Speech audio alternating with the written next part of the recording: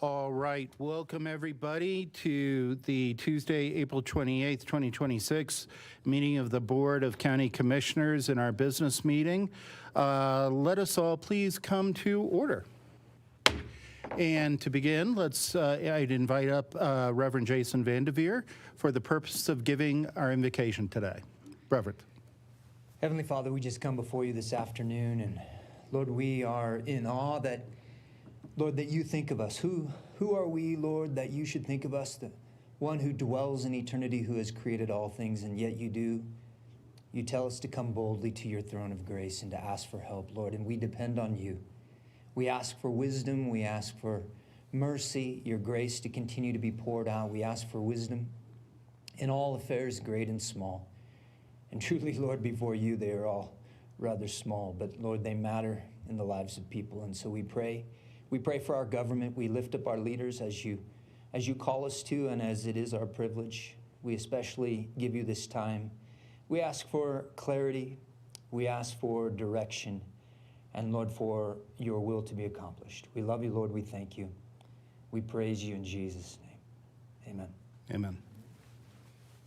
Once again, Reverend, thank you so much for beginning our meetings with your words of peace and grace.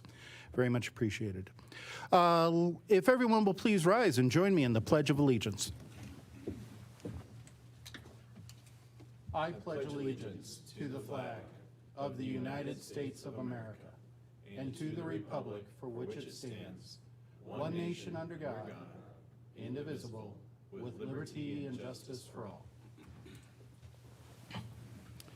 All right, turning to the county attorney for certification of the agenda. Yes, sir. The county attorney's office has reviewed all items on the agenda. You have appropriate jurisdiction over these matters.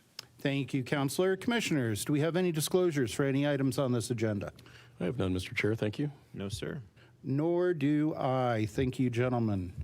All right, moving into our program today, our first items with ceremonies and proclamations. We do have a resolution proclaiming April as Child Abuse Prevention Month.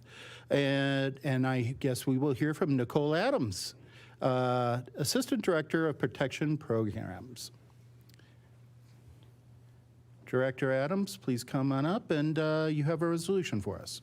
Good afternoon. I'd like to introduce Camille Gadziala. She is one of our child protection intake supervisors, and she's going to read this for us today. Thank you, Director. All right, so introducing the resolution proclaiming April as Child Abuse Prevention Month. Whereas all Douglas County children deserve to grow up in a safe and nurturing environment free from abuse and neglect. And whereas child abuse and neglect affect every segment of our community, and preventing maltreatment requires awareness, collaboration, and action from individuals and organizations across Douglas County. And whereas Douglas County Human Services received 4,372 reports to its child abuse and neglect hotline in 2025. Whereas effective child abuse prevention efforts rely on strong partnerships among human services agencies, schools, mental health professionals, nonprofit and faith-based organizations, law enforcement, healthcare providers, the business community, and most importantly, parents, caregivers, and extended family members. And whereas community members play a critical role in protecting children by reporting suspected abuse or neglect to our hotline, 1-844-CO-FOR-KIDS. And whereas child abuse and neglect often occur when families experience overwhelming stress, lack of supportive resources, or facing challenges without the tools needed to cope. And whereas child maltreatment can be reduced when families have access to the support, education, and community connections necessary to raise children in healthy, loving environments. And whereas increasing public awareness of child abuse prevention and encouraging community involvement can help parents and caregivers build safe, nurturing homes for all children. Now, therefore, be it resolved that the Board of County Commissioners of the County of Douglas, Colorado, hereby proclaims April 2026 as Child Abuse Prevention Month in Douglas County and urges all residents to work together to support children, strengthen families, and help prevent child abuse and neglect now and in the future. All right, board, do we have any questions about this resolution as presented by staff? Well, Mr. Chair, I don't have any questions, but I wanted to say on behalf of the county, thank you. The incredible work that you do in human services to address those that are the most vulnerable on a daily basis is tremendous. And, you know, we often say it's important to care for the caretakers, and we hope that all of you that endeavor in this incredible task on a daily basis are caring for yourselves as well, because those stories are super tough, and that day-to-day management is incredibly difficult. I just wanted to add for our listening public that this isn't a casual exercise for us. Child abuse prevention is something we don't just do on a day or a week or a month, but that's something we do every single day of the year. Specifically, really proud of both of my colleagues and the work of the county to establish the domestic violence shelter in the county. And I don't, Nicole, do we have any current numbers in terms of how many people have been served at that domestic violence shelter? I haven't seen anything recently, though I know that they have been servicing very consistently, not only individuals, but those with children as well. Yeah, I think the last statistic I heard from your department was about 40 families, but it might be north of that at this point. But of course, it's a confidential location, and particularly women and children that are fleeing an abusive situation in our county can immediately go to this facility and receive that wraparound service, that care, and that support that they need. You know, another big project for this board this year has been around human trafficking and fighting against child abuse and child trafficking. You know, what I think gives us pause oftentimes, and I really want to give a shout out to our colleague, Commissioner Van Winkle, who served downtown in the legislature on both sides of the legislature, that it's really difficult when people vote against bills to protect children in our community. And I'm really thankful that a large coalition of elected officials, bipartisan, have really raised that noise and said, look, it's time to focus on kids, make sure that we're protecting kids in all arenas. We had a very difficult town hall recently, a difficult conversation is what we labeled it, around protecting kids and how they're being targeted on Snapchat and TikTok and Roblox. And just gaming devices that, you know, when I was a kid, I think we had Pac-Man and Mario Brothers, and there was no way to access my Nintendo from outside of my house. But it's a different time that we live in now. So educating parents and kids. I sit as the chair of the Douglas County Youth Initiative, and I know we're actively working in every way we can to both educate parents, educate kids, and then provide additional resources. So it is making sure that law enforcement, the ICAC professionals, the Internet Crimes Against Children folks have the resources they need, and this board has provided an increase in budget to provide more detectives, provide more prosecutors, so that when the stings happen, and they do, and that's the largest message, if you want to come to Douglas County and commit a crime against a kid, you're going to get caught, and then you're going to go to jail. So we're really thankful for your department, law enforcement, and certainly the DA's office, and all of the amazing nonprofits and members of our community that are so supportive, especially the parents. Parents in our community are doing a really wonderful job caring for their kids and protecting them from abuse, and that's the front line for all of this. So that's a lot, but I just want to say thank you. Thank you, Mr. Chair. Thank you, Commissioner. Commissioner.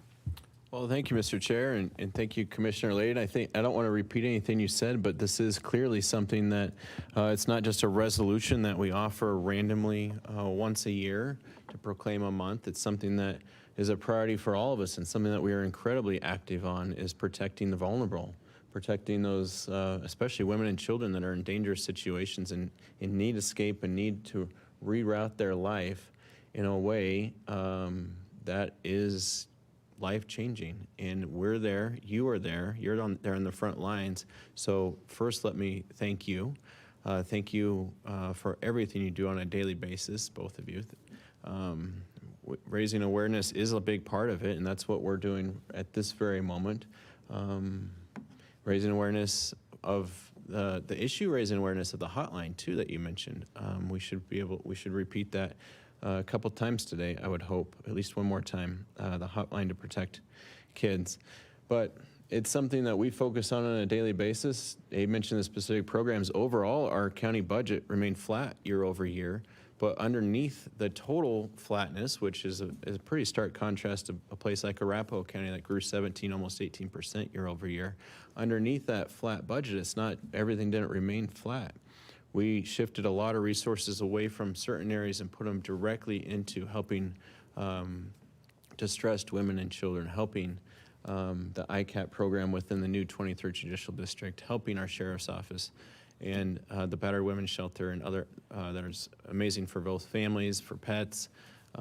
We're there on a daily basis. So we're already thinking about the stress of the summers that are coming to our county and doing everything possible.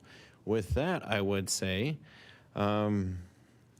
just big thank you to you, but it's like you said in your statement yourself, there's a big role to play here from lots of people. There's teachers, there's coaches, there's parents, there's neighbors. Everyone needs to be vigilant. Everyone needs to be aware. And hopefully today we do raise a bit of awareness. And also, if there is a family, a mother, a child, a husband, someone living in an abusive situation, and they feel like they need help or don't know where to go, hopefully today they know that there is hope, that there is light at the end of that tunnel, and there is a new life potentially ahead for them. And if they want to reach out, I would encourage that, because there's good people that are willing to help them. And thank you so much to you too. Well, thanks so much. I actually don't have any questions. I read through the resolution before it was read into the record. But again, I'll double down on what my colleagues have said. Thanks so much for all the work you guys are doing out there. I know, but actually, having served in the military, in the infantry, and having done some pretty realistic training and done some pretty realistic things in the military. It sounds to me like you guys got the hardest job on the face of the earth. I mean, just the heartbreak that you must see, and I hope there are still those triumphs that you can capture as you continue working for the people of Douglas County every day and doing a great job at that. So thank you very much for bringing this resolution before us. Commissioners, how would we like to dispose of this resolution? Is there a motion to accept? Mr. Chair, I do have a motion, and before we do that, I really want to put a finer point on this, and I think I would like to ask for a moment of silence in a bit. But in the last couple of weeks, we work really closely with a nonprofit called From Silence to Saved. And there was a young teenage girl, and she'll just go by JS, that unfortunately was found downtown in a hotel. She had lost her life to a drug overdose after being trafficked for years. I say that not to scare people, but because part of my job and part of our job is to raise awareness, not just with a proclamation, but with the lives of real people that have been lost. I want to share a little good news, and it's not great news, and it's dark, but it is positive. Recently, there was a sting conducted by detectives that were posing as a 14-year-old. Not 14, it was a detective. But 5 men were going to an undisclosed location to have sex with a 14-year-old girl. And when they showed up, law enforcement was there, and they all got arrested. So I think that's the bright lining, is that we want to share these stories so that people are aware. And my hope is that the buy side, the demand side, those men who think that they can get away with it hear this and know that if you come here, you're going to get caught. But I think with that, I just would like to do a moment of silence for the loss of life, not only for JS, but for any young woman or man that has lost their life.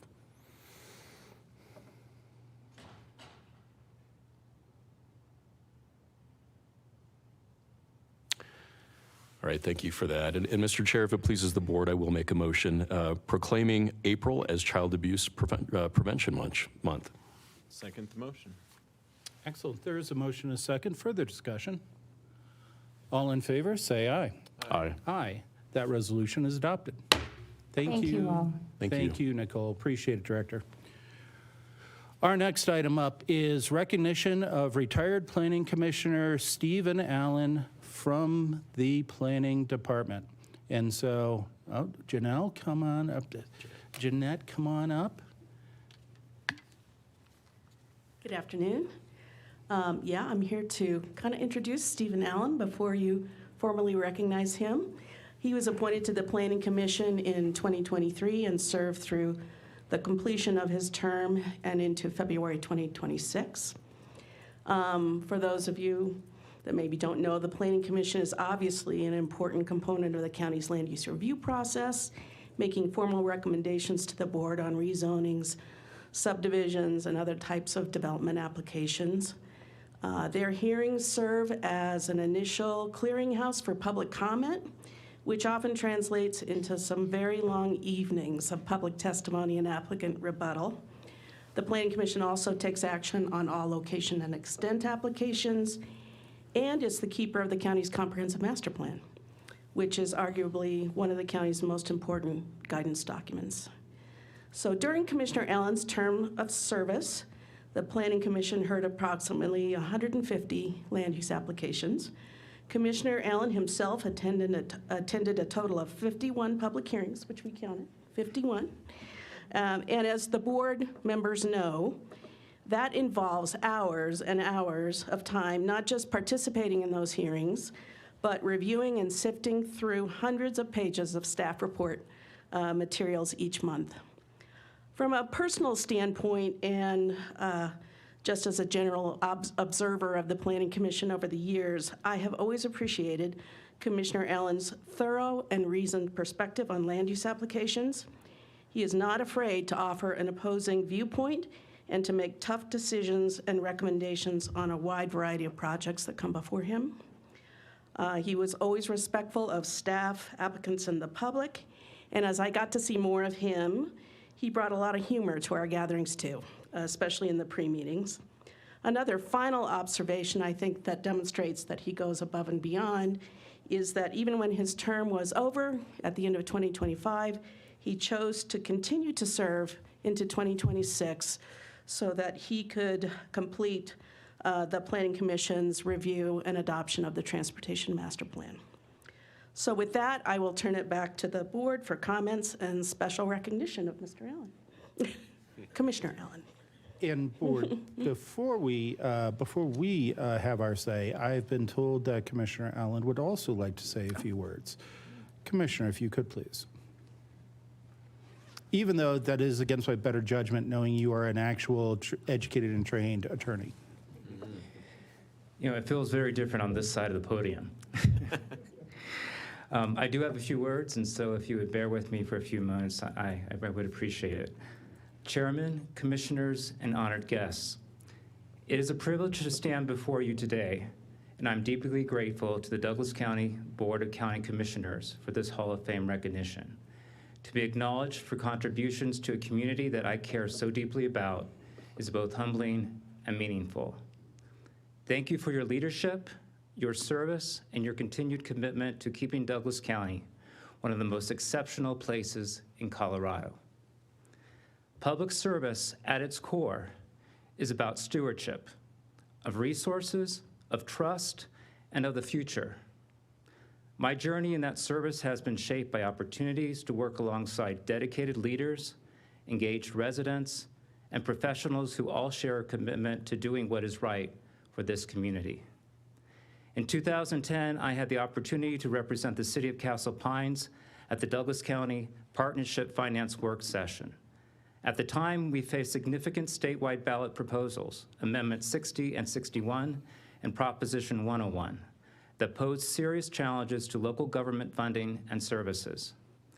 Through collaboration across jurisdictions, we worked to analyze the impacts, inform stakeholders, and ultimately help defeat those measures. That experience reinforced a lesson that has stayed with me. When Douglas County works together, we can meet even the most complex challenges. In 2012, I was honored to be appointed and later elected as a director of the Castle Pines North Metropolitan District. That role placed me in the intersection of policy and infrastructure, helping oversee essential services including water, wastewater, stormwater, and the maintenance of parks, trails, and open space for a growing community of nearly 10,000 residents and more than 3,200 customers. One of the most significant efforts during my time with the Metro District was the completion of a multi-million-dollar renewable water pipeline project. That project was delivered on time and under budget, but more importantly, it helped secure a sustainable water future for the Castle Pines community. In Colorado, water is not just a utility.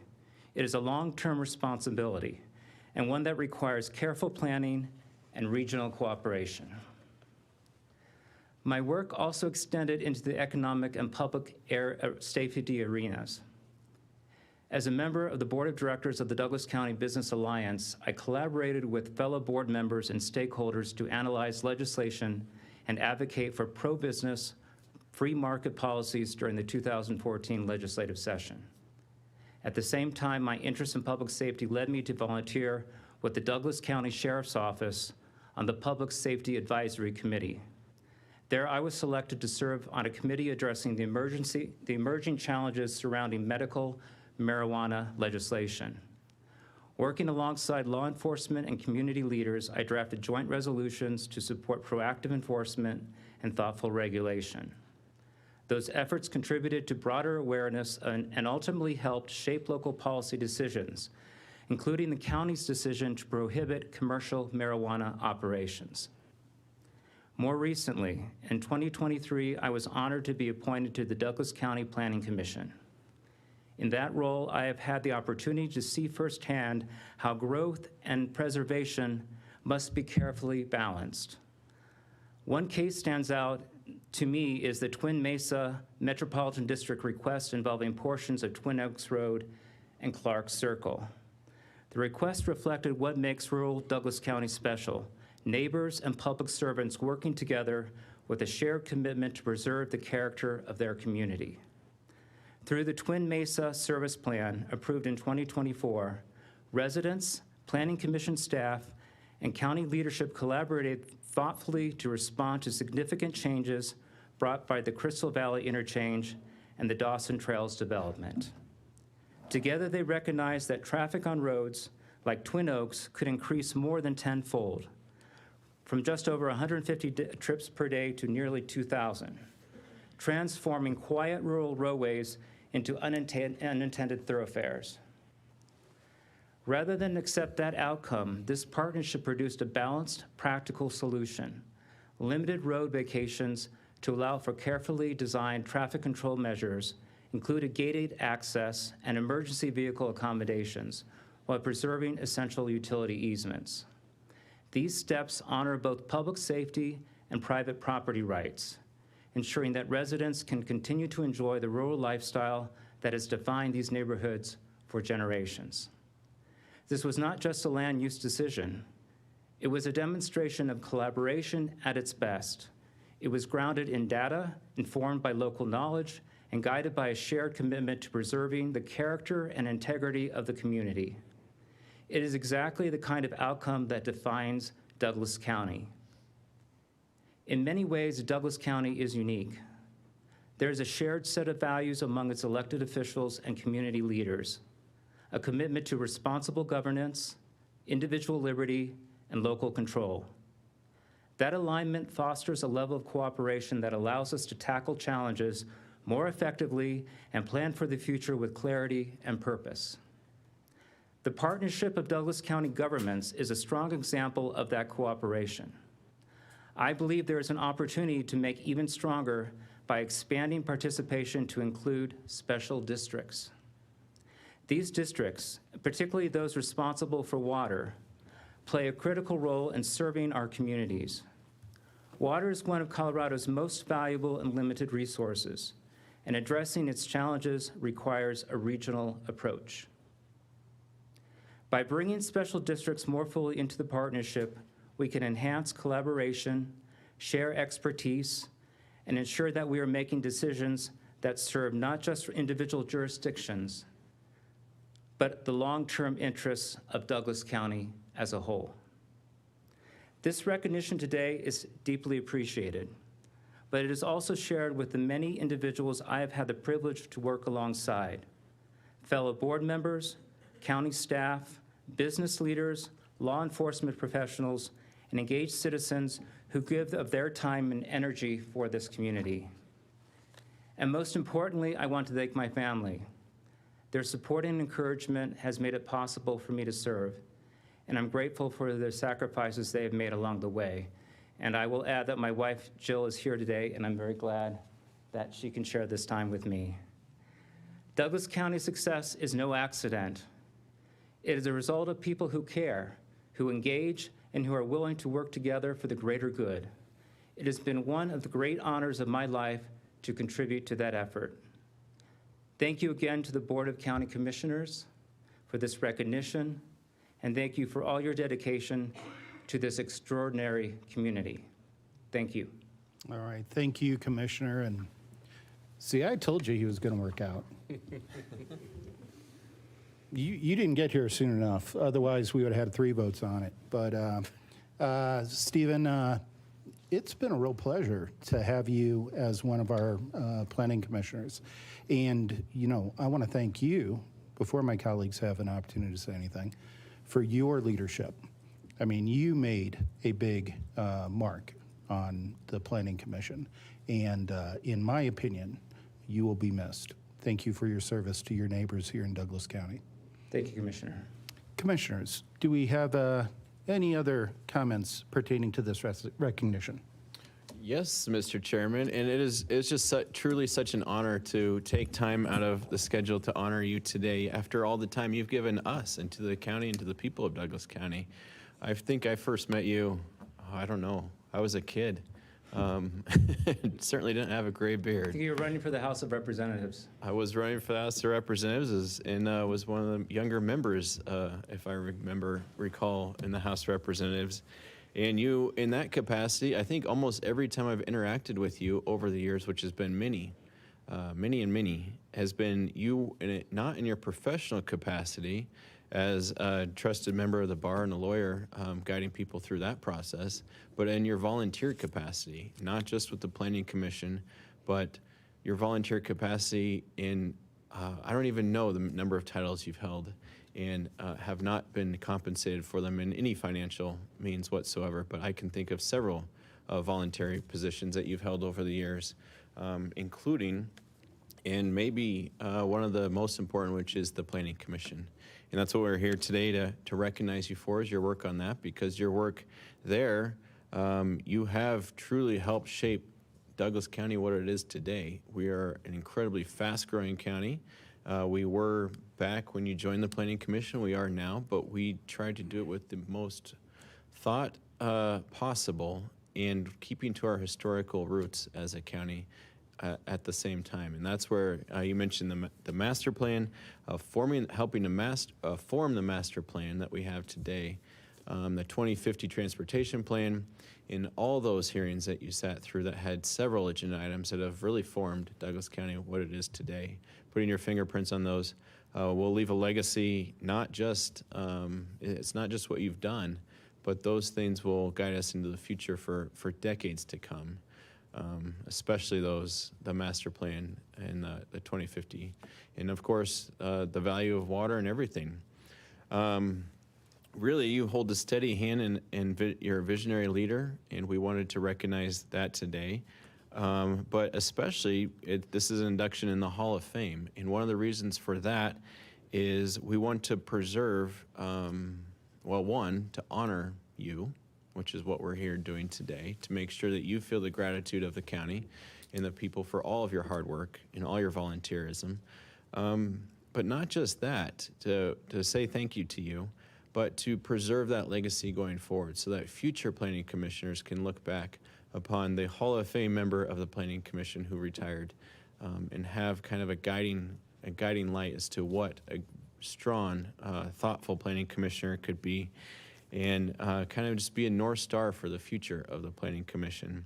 So with that, from the bottom of my heart, I want to thank your family for allowing you to volunteer over and over again throughout the years to make our Douglas County an even better place to live and work and raise a family.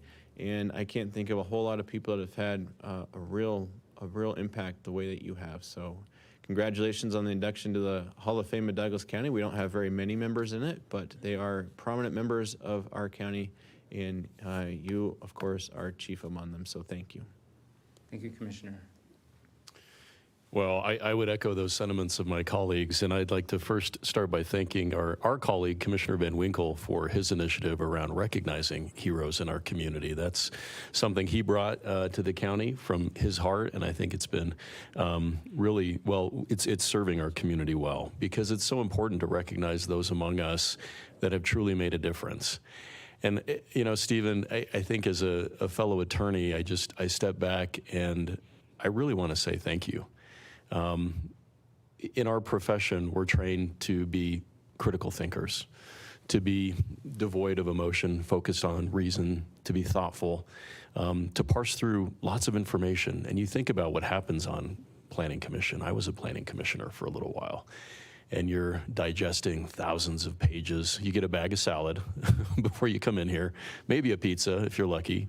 And for no pay, you are listening to the public, you're hearing from applicants, and you're trying to truly reason through all of those pages and all of that information, distilling the facts down to what is relevant and trying to provide a wise recommendation. And that's you in a nutshell. I think in this work in government and in public service, you have those that shout and those that are ego-driven and the critics and those that want to tear things down. Tearing things down is easy. Building things is hard. Being calm, thoughtful, wise is not easy, and you do that so well. I think I first met you probably maybe a little after Kevin, but maybe 10, 15 years ago, and you and I have served on some voluntary boards together, and those haven't been easy boards. But again, I think your steady hand and your wisdom has really benefited those organizations. It's benefited the county, and in my mind, you always sort of quietly sit in the background and make a difference. You're not looking for attention. You didn't ask for this recognition today, but I'm so glad you shared with us some of the things you've done because you are so deserving. I think those that aren't asking for attention often deserve it the most. So I'm really humbled and honored to support this recognition of your induction into the Heroes Hall. Congratulations. Thank you, Commissioner.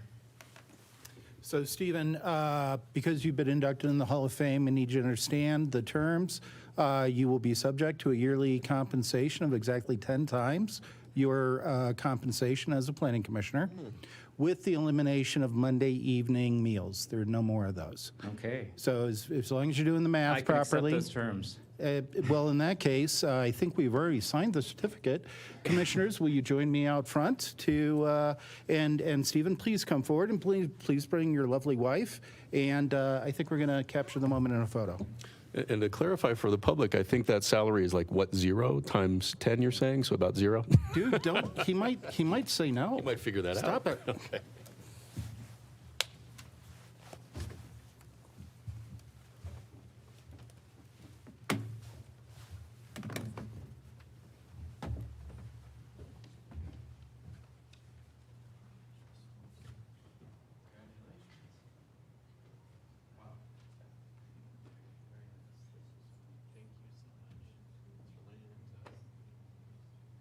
Thanks so much for lending him. We appreciate it. See, I knew you were going to work out with me. Thanks for saying yes when we first appointed you. Appreciate it so much. Thank you. Absolutely. Come on up here. You got to show the. All right.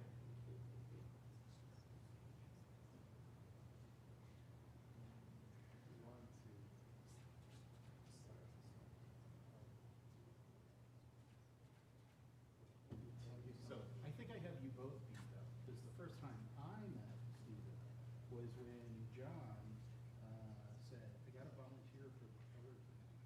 What was that, 2006, 2008? Senate 4? Yeah, might have been. Yeah. Yeah. Thank you so much. Good job. Again, thank you. Thank you. Don't miss me. I'll be around. All right. Okay, thank you.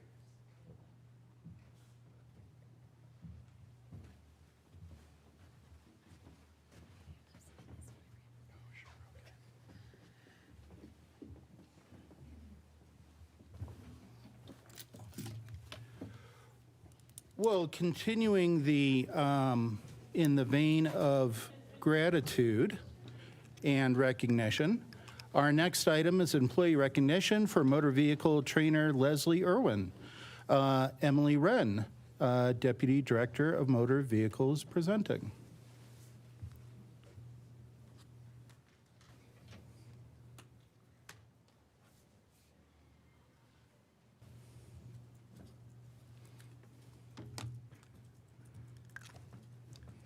Cool. Good afternoon, Commissioners. I am honored to recognize Leslie Irvin for being this year's recipient of the Community Appreciation Award from the Colorado State Patrol Office. Just on Sunday, Leslie celebrated her 26 years with the department. A wonderful milestone that demonstrates not only her level of expertise in motor vehicle, but also her continued commitment to our partners, our community, and our team. Her ability to navigate difficult motor vehicle transactions, collaborate through jurisdictions, as well as support and care for our customers in a caring and professional way, exemplifies public service. We are grateful for her dedication and honored and proud to recognize her today for this award. I would like to take a moment to read the award as it speaks to many of the ways she serves our community and partners with excellence. Leslie Irvin works as a trainer instructor with Douglas County Motor Vehicle. As VIN inspectors, we have to build strong working relationships with our county's DMVs. These relationships are as complicated as they are valuable. And maintaining positivity requires purposeful, intentional action on both sides. Leslie has met CSP more than halfway with her diligent, proactive work.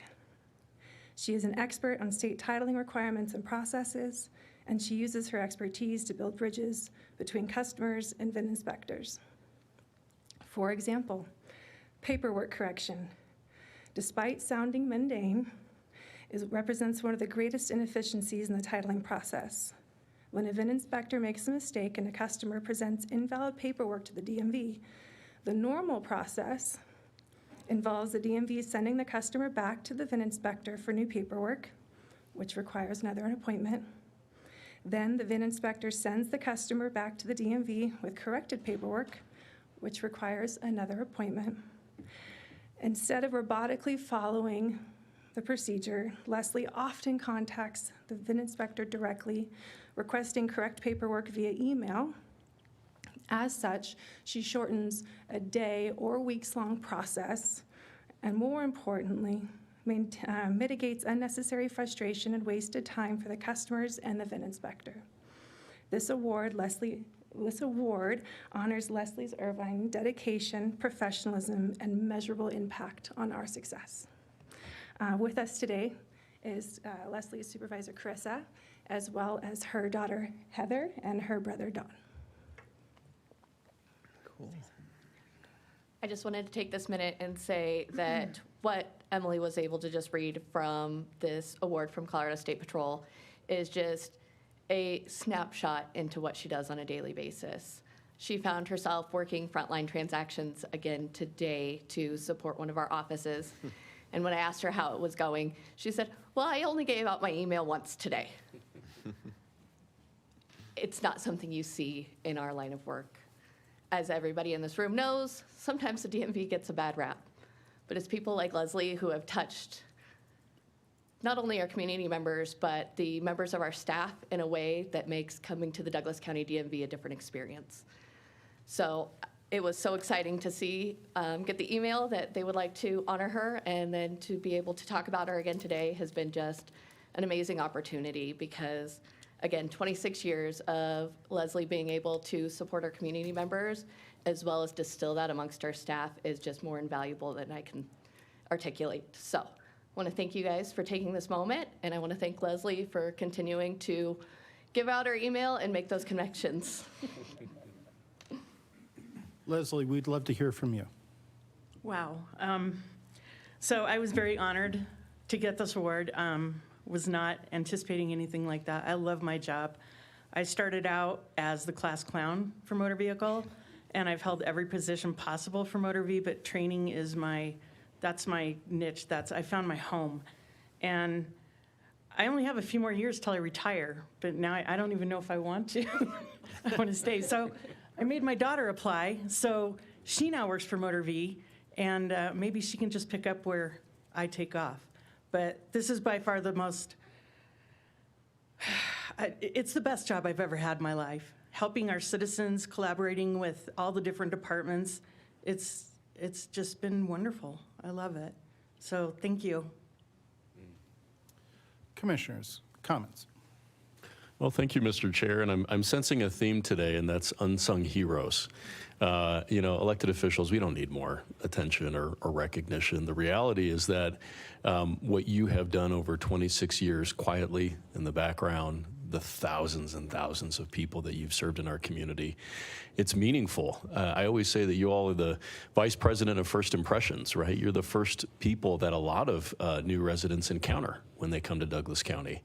And I always like hearing the stories from people that show up here from out of state, and maybe their friends or colleagues or family members. They're like, yeah, I thought the DMV was supposed to be like a purgatory or something. Like you're just there forever, and I was just in and out in minutes.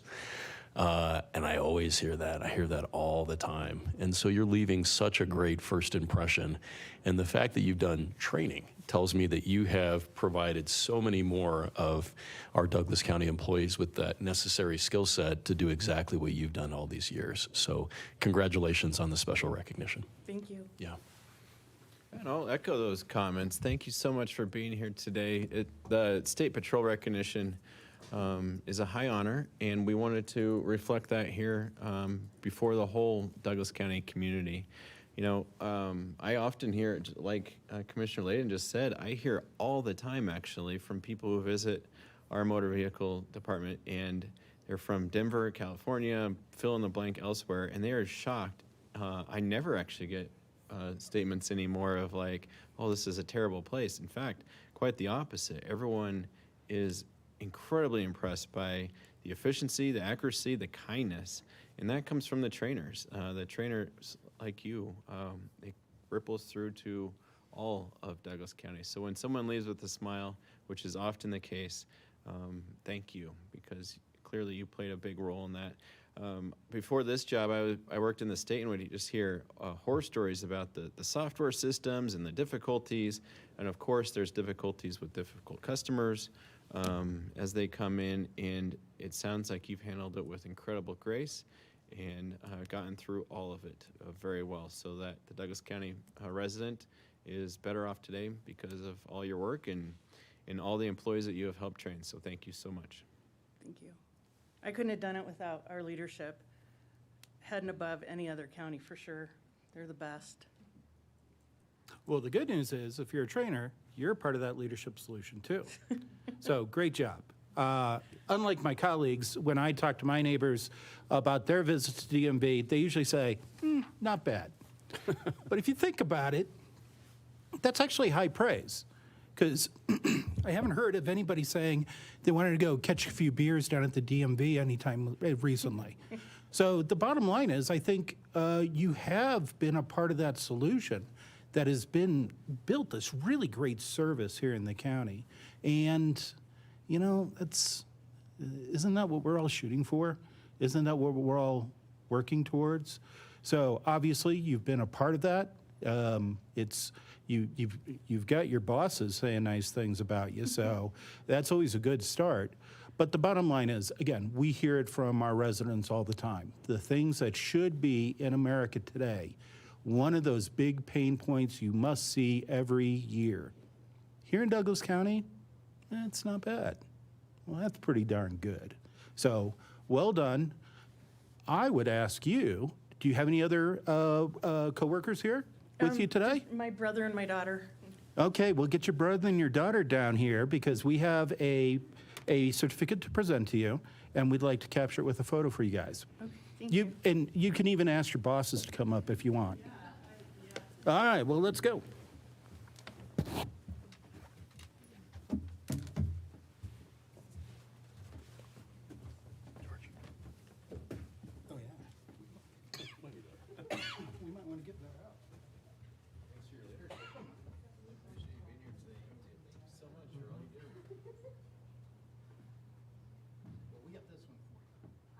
might not be as cool as that one, but we got this one for you.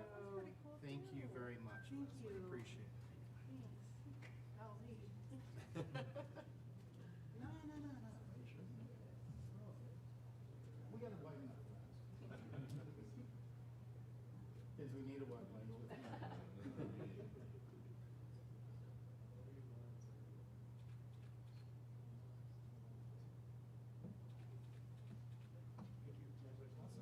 Thanks for coming in today. Do you also work? Thanks so much. We appreciate you bringing her in. Oh, nice. Congratulations, Leslie. That's great. Thanks for bringing your family. Where do you live? Parker. She started Thank you for, we're going to hold you to this and take over for your mom, right? That sounds great. Big shoes to fill. I know, it is. Well, thank you for all you do. Thanks for being here every day. Don't hesitate to ask the community. Thank you. Thanks so much, everybody.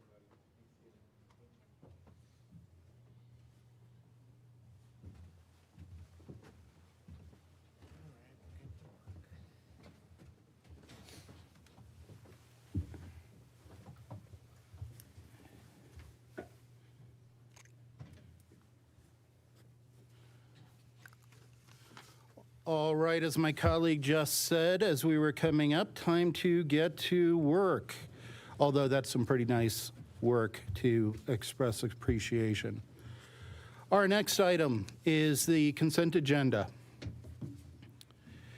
Consent agenda will be passed in one motion and generally without comment by commissioners or the public. Commissioners, the consent agenda is before us. Do we have a motion to adopt it? Mr. Chair, if it pleases the board, I will make a motion to approve the requests in items A through Q and items S through Z of the consent agenda. Item R is pulled from the agenda. I second the motion. All right, there is a motion and a second on the consent agenda. All in favor, say aye. Aye. Aye. And consent agenda is adopted. Our next item is our regular agenda items. Our first item is with the Town of Parker municipal shareback request for the amount of $2,231,026.01. Steve Schultz, Director of Parks and Recreation, presenting, and that is not Steve Schultz. Luke Thornton. Hello, Commissioners. After you, Luke. Thank you. Luke Thornton, representing the Department of Parks and Recreation. The Parks, Trails, and Historic Resources Open Space Sales and Use Tax allows for shareback funds for municipalities wholly within Douglas County. And those requests are presented to the advisory board that matches the nature of the project. And the Town of Parker is requesting $2,231,026.01 for the construction of Phase 2 of Salisbury Park North. This request was presented to the Parks Advisory Board on April 8th, 2026, and the Parks Advisory Board unanimously recommended the request. Phase 2 includes 17-court lighted pickleball complex, 2 tennis courts with 4 pickleball overlays, 2 basketball courts, an outdoor fitness area, as well as an inclusive playground splash pad, community hub pavilion, valley overlook pavilion, and other pavilion areas, a bike park, pump track, and skills course, parking, restrooms, landscapes, and utilities. Mary Colton, the Director of Parks, Recreation, and Open Space from the Town of Parker, is here today for any questions. Thank you. Bam, please share your words. Thank you, Chair, and good afternoon, Commissioners. It's good to see you all again. I'm Mary Colton. I'm the Parks and Recreation Director for the Town of Parker. And as you've just seen, we're here today to request the town's share of the shareback funds in the amount that you saw up there. And this is to be used to complete Phase 2 or to add to the funding for Phase 2 of Salisbury Regional Park. As Luke mentioned, the Park Advisory Board approved this request back on April 8th. They seem to be very excited about the continuation of the project and that these funds would be applied towards that purpose. As you may recall, we started the project last fall, and we're making great progress. I don't know if you've been by there recently, but it's really starting to take shape. Lots of lights and curb and gutter and our driveways have been completed in the last couple of weeks, so it finally has gone vertical and really showing signs of being a future park. The town of Parker is deeply grateful to this commission for assisting us with the funding in the very generous amount of $7.5 million, which will help us to accelerate the phases and hopefully complete the park sooner, which is something I think we're all very excited about, and especially for this, not only the town of Parker, but the entire region in Douglas County. So I think it's much needed amenity within the county and in the park, and we're all very excited about that. And so that's the purpose of today, is to request our shareback funds, and I'll entertain any questions you may have about the project. All right, board, questions for staff or Parker? Well, Chair, thank you. And Mary, thank you for being here with us. This has been a big couple of years. You've had a lot of big years, but this is a really big couple. Obviously, this is the largest delivery of recreational amenities in Douglas County's history. This is also my district. And what you have done out in Parker is truly tremendous. So many members of our community, regardless of your age, a lot of youth, but really it's youth all the way up to as high as you can get, able to recreate and enjoy the amazing amenities in Parker. And, I think about what citizens really talk about when they say quality of life comes first in Douglas County. And Parks and Recreation, it's such a big part of that. We know that, Douglas County is aging in place. And so first, making sure that we're providing amenities for older adults, but then also attracting young families. We were a young family when we first moved to Douglas County 20 years ago. And, it's hard to believe that my daughter's now a sophomore in college. So, we hope that those kids come back to Douglas County, and part of the reason they would do that is because of these great parks. So thank you for your leadership there. Do you have a sense of timeline on this in terms of completion date? I know that's a tough question, but yeah. Yeah, it's a little bit of a moving target, but phase one is anticipated to be completed this fall, and then at the same time launch phase two. And the hope is that we can accelerate some of those other phases and bring those all together to complete the park as quickly as possible. That would not have been possible without that grant funding in the amount of $7.5 million. So the support from this commission has been really important and integral for completing the park, let alone getting it completed more quickly and efficiently. So we're deeply grateful for that. So thank you. We often say we're a county that doesn't wait to do great, so pleased to be a partner. Thank you, Mr. Chair. Thank you, Commissioner. Commissioner, questions? I'll save my comments till after public testimony, but thank you so much for being here. This has been a vision across Douglas County for many years. It's awesome to see it really come to fruition here and continuing to grow. So thank you so much. And anytime we can highlight Parker and Spalsbury Park, the better, because I think a lot of people are excited. Mary, I have no questions for you. I appreciate you providing the additional details in addition to the times when you first pitched Salisbury Park and county participation. Very much appreciated the opportunity to partner with our partners in the town of Parker. So thank you very much. And Luke, I have no questions for you. So let's go ahead and open it up for public comment. I do not have anybody who signed up to speak for public comment, but is there anyone who would like to make public comment at this time? Seeing none. So let's bring it back to the board for action. Board, we do have a shareback request from the town of Parker. How would we like to proceed? Well, Mr. Chairman, I would like to make a motion at this point for the shareback of $2.23 million to the town of Parker, specifically for the expansion of Salisbury Park. But I do want to take a moment before making a motion to reflect back on where we are as a county. Luke Thornton, who did the presentation today, and I grew up in Northwest Douglas County. We grew up along with Heritage Park, right there by the post office in Highlands Ranch, which at the time was a relatively new park. And I do think it was one of the last big projects that Douglas County has done in the parks realm. So it's hard to think that now we have kids growing up here in Douglas County, and there's been such a long gap of parks. That brings us to today, which is really the golden era, I think, of parks for Douglas County. We have Salisbury going up in Parker. We have new parks in Lone Tree with High Note Park coming on board that we also participated in and put several $1 million towards. And then Castle Rock, and of course on the west side, for the very first time, West Side getting its first parks, which is a fast-growing part of our community. So 4 big advancements in parks in Douglas County, all happening at the same time, all thanks to the taxpayers who have voted overwhelmingly time and time again to support parks, open space, and recreation for youth.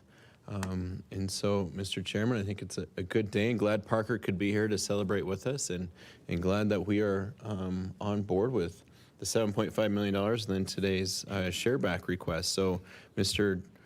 Chair, if you would allow, I will move to approve Town of Parker municipal share back request for the amount of $2,231,026.01. And I will second that motion. Don't forget the cent. You can't forget the cent. That one And penny. Mary, we appreciate you making sure you got that cent too. Doing the math all the way out to the second decimal. Tell you what, I think this is great. Having served for 6.5 years in this town, just down the street on the Castle Rock Council, my attitude about a share back request is I would almost rather it be a rubber stamp that as soon as it's submitted, definitely Steve, maybe even Luke would just sign off on it. But of course, I do appreciate the traditions that we've held here in the county of bringing it to the board. So I'm very happy that, once again, I really want to thank the people of Parker for coming forward to be partners with the county on stuff like this. Commissioner, you were talking about all the other projects we do have going in youth recreation opportunities right now. It just goes to show, the project the county's taking lead on out in Zebulon, it's not unique. It's not the only thing. We're seeing it from literally every single municipality in this county is focused on this. And every single municipality in this county is trying to do something. I appreciate Parker doing all the good work and then coming forward to us so we could be a part of that success. Obviously, we do have the town manager at Castle Rock. He's on the next agenda item, but they got a big project going right now. With the 150-year anniversary of Colorado, the 250-year anniversary of America.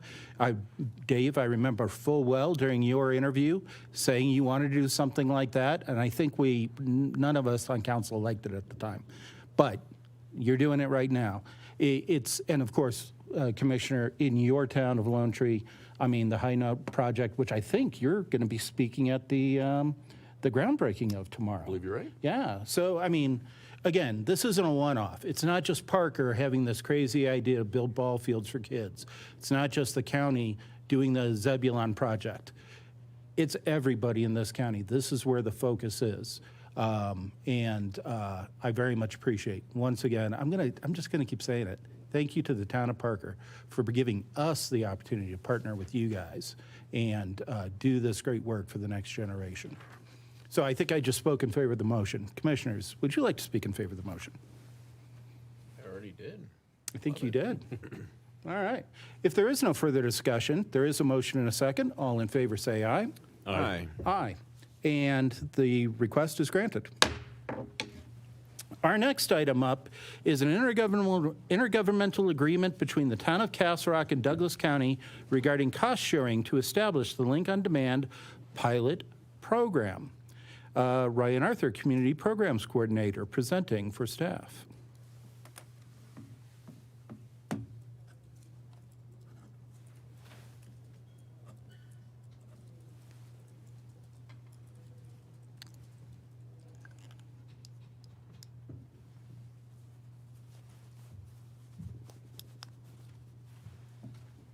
All right, thanks, sir.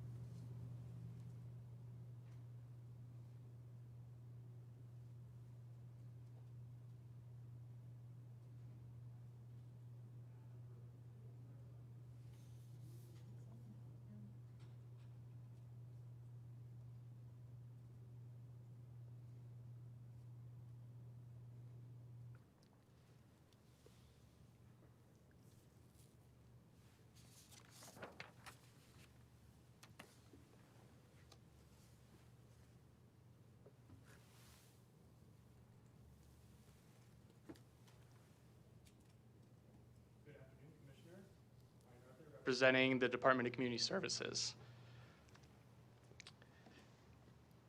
Before you today is a request to approve the intergovernmental agreement, or IGA, between the town of Castle Rock and Douglas County regarding cost sharing for the Link On-Demand Castle Rock pilot program.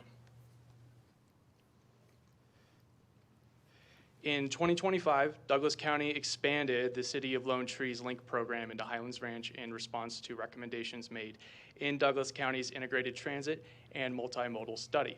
The study's recommendations included expansion into other areas of Douglas County, including Meridian, Stonegate, and select portions of the town of Parker, which was accomplished earlier this month, April 2026.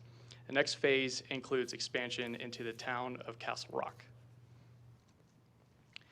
The IGA establishes that Castle Rock has agreed to $400,000 contribution towards this project.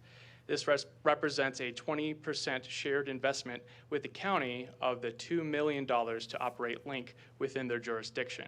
The pilot will launch later this fall, 2026. The pilot, shown here in yellow, will add service to the entire town of Castle Rock.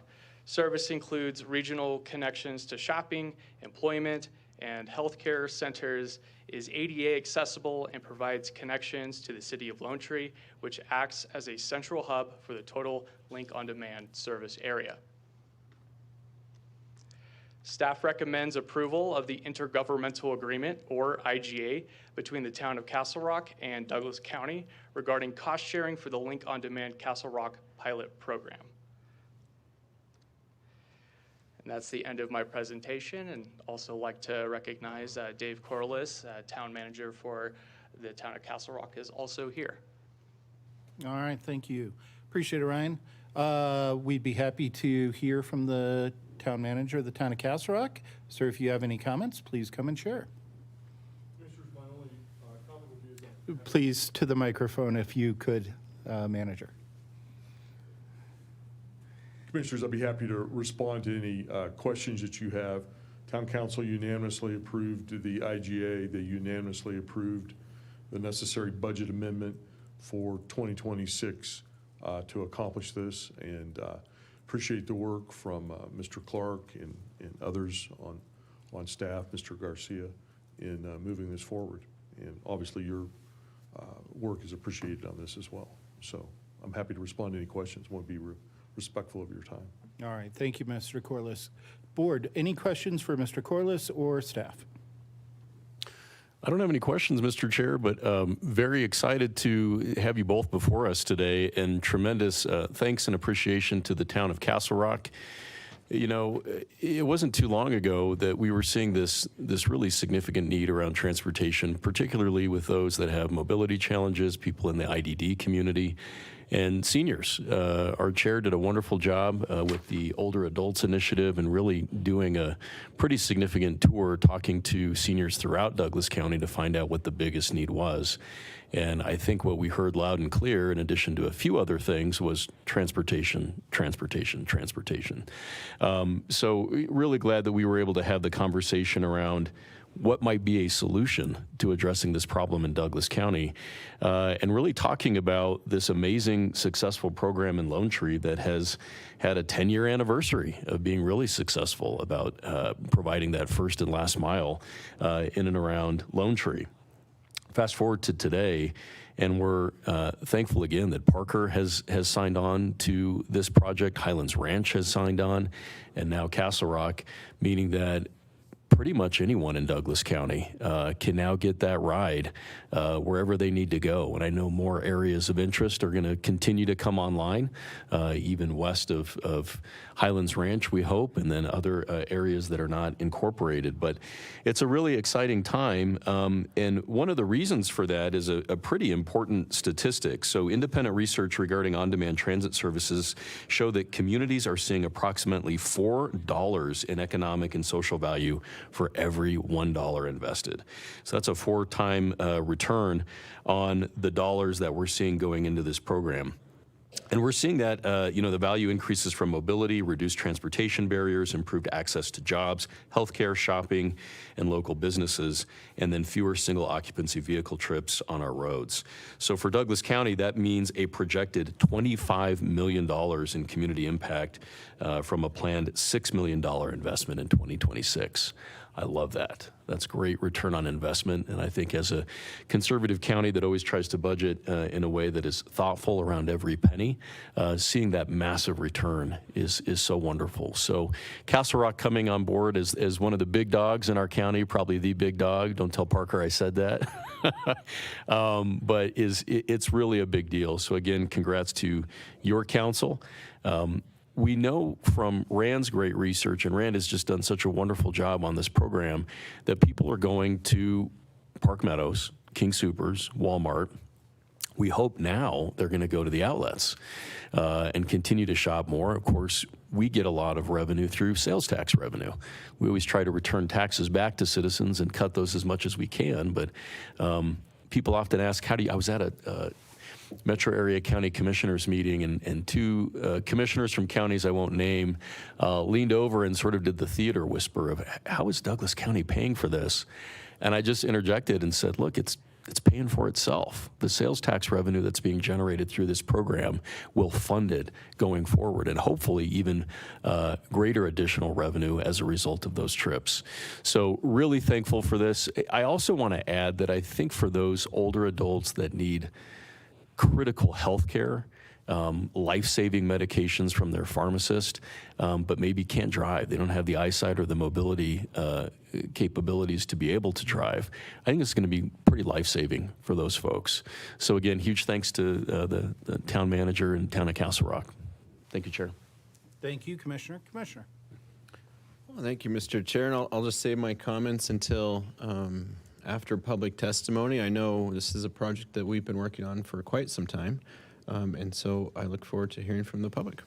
All right. I have no questions, Ryan and Manager Corliss. I think I've been filled in enough on this one, and I'm prepared to move forward after public comment. So let's transition to public comment. I have one person signed up for public comment, Kim Carroll. Please come forward. Ma'am, if you could once again state your name for the record and tell us where you're from. Hi, my name is Kim Carroll, and I live in Parker. Thank you for allowing me to speak. I just had a few questions about Link. The map in the packet looks like the Castle Rock to Lone Tree is covered, but not Castle Rock to and from Parker, and I was just wondering if this will change in the future, or will Parker residents always have to do the Parker to Lone Tree to Castle Rock? And I also wondered down the road how the financial viability of Link will be determined. Will it be by area or for the entire county? And will it be on usage, or if the tax rate just keeps covering it, kind of thing? And finally, I also wondered if you guys could tell me why comments on agenda items are now at the discretion of the board. Thank you. Thank you, ma'am. That was my only person signed up to speak on public comment. Is there anyone else who would like to give public comment on this matter? And seeing none. Ryan, can you help answer a few of Ms. Carroll's questions, please? Sure thing, Commissioner. So as for the map for the service area of Link on Demand, the expansion into Castle Rock is a pilot program, and so has been the expansion into the town of Parker. And based off of the success of the program, those pilot programs, we are looking at future expansions. So it's not outside of the realm of possibility that we would have those connections. And Ryan, isn't it true? I mean, we're only in like the last month or two of even a pilot program in Highlands Ranch, because when we launched it last year, didn't we still launch it as a pilot program as well? Yes, Commissioner, we did, and that launch date was on May 27th, so that'll mark the 1 year. Okay. Yeah, and Mr. Chair, if I may. Please. So I really appreciate the thoughtful questions from Ms. Carroll. I think that's a really important inquiry for all of our citizens to be aware of. I don't want to get ahead of our board, but the vision around this transportation solution is to hit the easy button for our residents so that at some point in the future, there will not be pit stops or limitations. It is you sign up on the app, and you hit it just like you would an Uber, and you go from point A to point B with as little hassle as possible. And I think about my amazing mom. She's a widow in Roxborough, and I tend to assume that the operations of the iPhone are pretty intelligible for most people at this point. And she's brilliant, but it is tough navigating certain apps and just trying to get through that. So especially for seniors, making it easy to just access that link on demand and get exactly where you need to go. I think to your point, it's a pilot, and we really respect the autonomy of the incorporated municipalities. If Castle Rock comes back next year and says, look, this is too pricey, we don't like it, it's not working for our citizens, God bless them. We're going to honor that decision and redirect funding. I don't think that'll be the case. I think it's going to be a runaway success in Castle Rock like it's been everywhere else. But that's the nature of a pilot, is we're going to watch and see, kind of build this plane as it's taking off.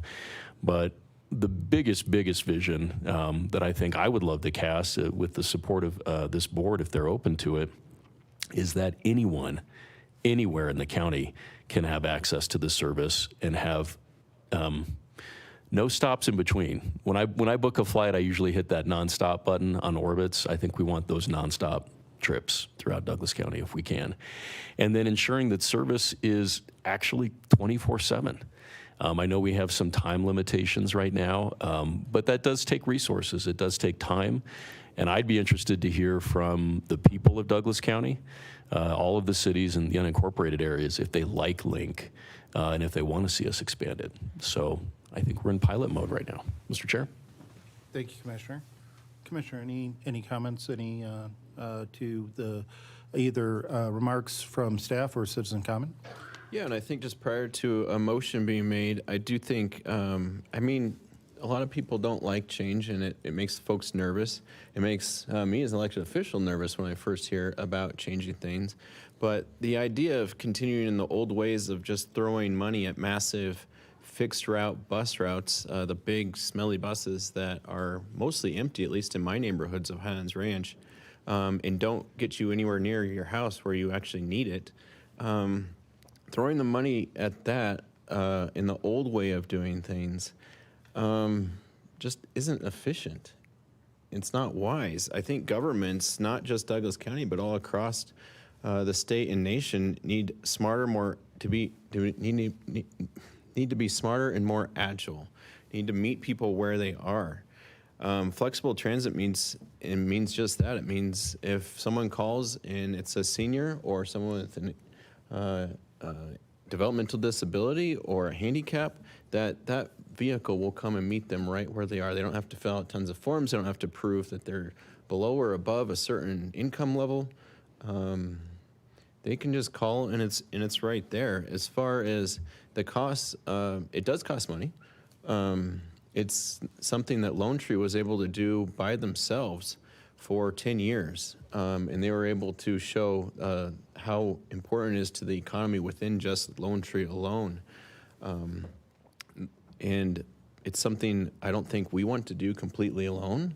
And it's something we're not doing alone. This is a project to expand to the people of Douglas County, which is incredibly important. But it's us doing our share. Castle Rock putting some dollars in, Parker putting some dollars in.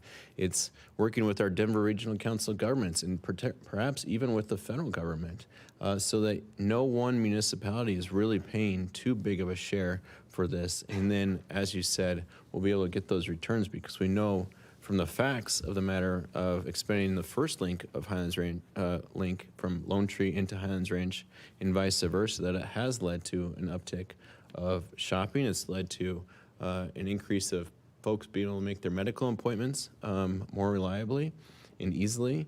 And it's something that has just been an overwhelming success from the people of Douglas County. So whether it's a senior getting to a doctor's appointment, a student heading to their part-time job, or a professional connecting to one of the regional hubs to be able to get elsewhere in the state, perhaps getting on the RTD light rail. That is a role that this plays, is to get to make the RTD actually much more efficient. It's something that has been a tremendous success, and proud to see it tested here in Castle Rock, connecting Castle Rock to the rest of the whole northern part of the county of Parker, Lone Tree, Highlands Ranch, and also vice versa. If I want to go to the Under Armour store in Castle Rock, but I don't know if I were, unfortunately, to break an ankle or knee playing hockey, which does sometimes happen, it's great to know there's an option there for me to get those places or even to doctor's appointments.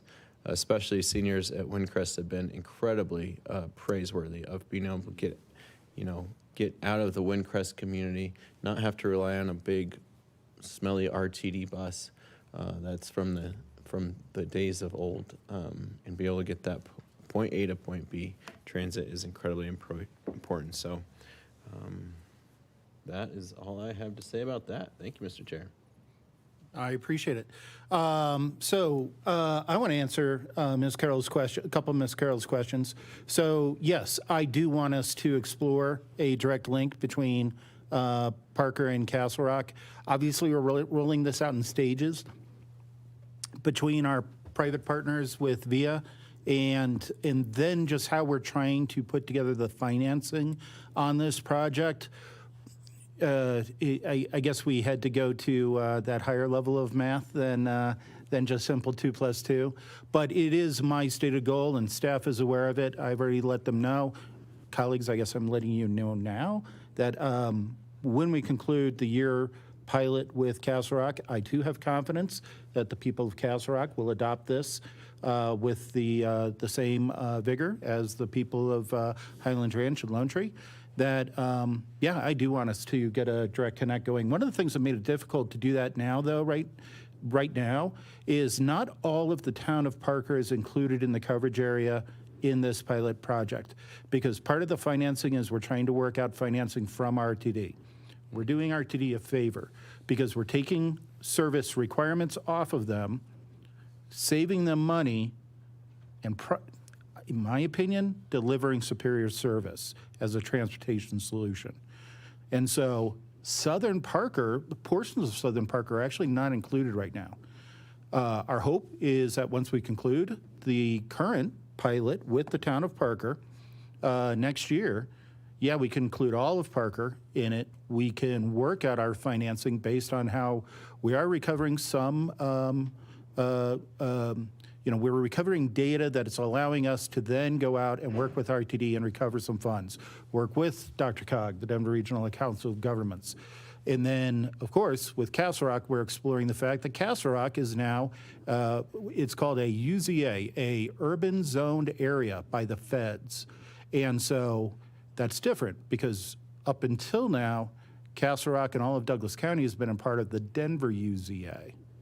Castle Rock has grown. Castle Rock is now, in case anybody didn't know, larger in population than the city of Pueblo, one of historically the largest cities in the state of Colorado.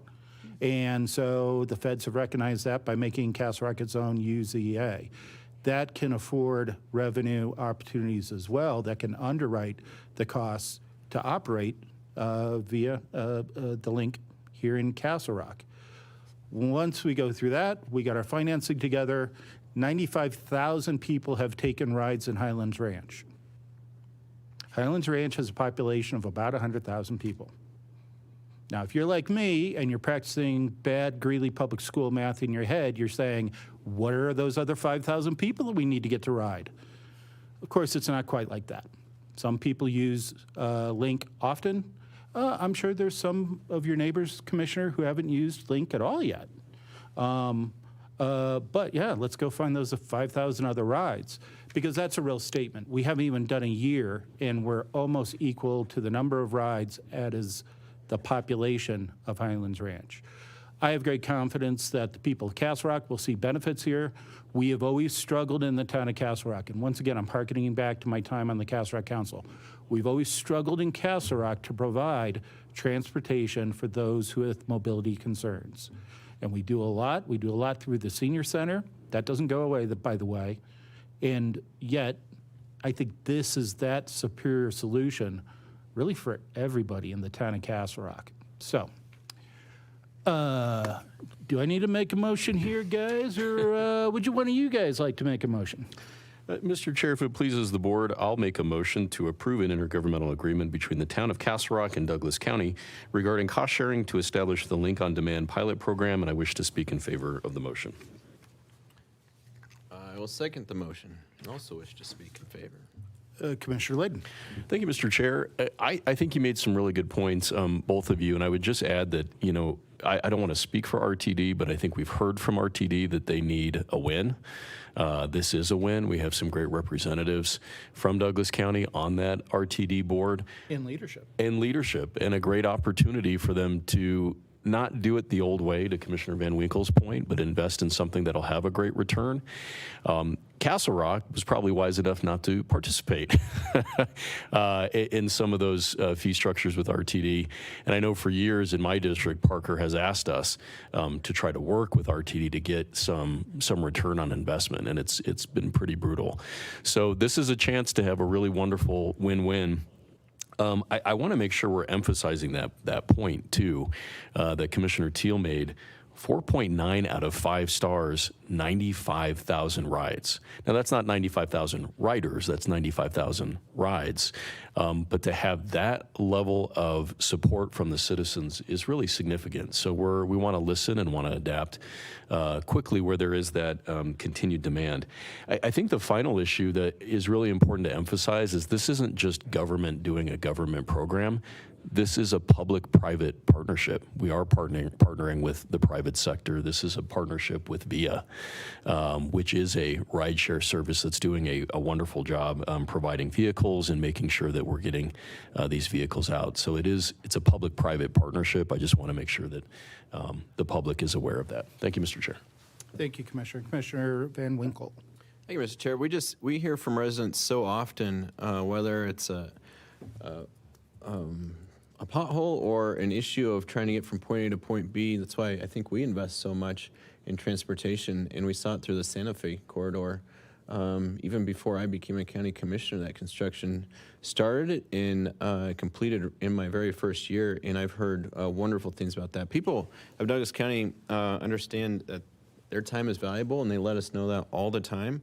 We understand it as well. Mobility is freedom. Mobility is essential to our folks in Douglas County, and the old way of commissioners or others basically telling residents, go buy a car, drive that car, or else, which isn't easy for a lot of folks. There's folks on our society that's hard to buy a car, it's hard to drive a car or operate a car, especially for those who might be handicapped, those who might be developmentally disabled, the old, the young, and this gets around all of that.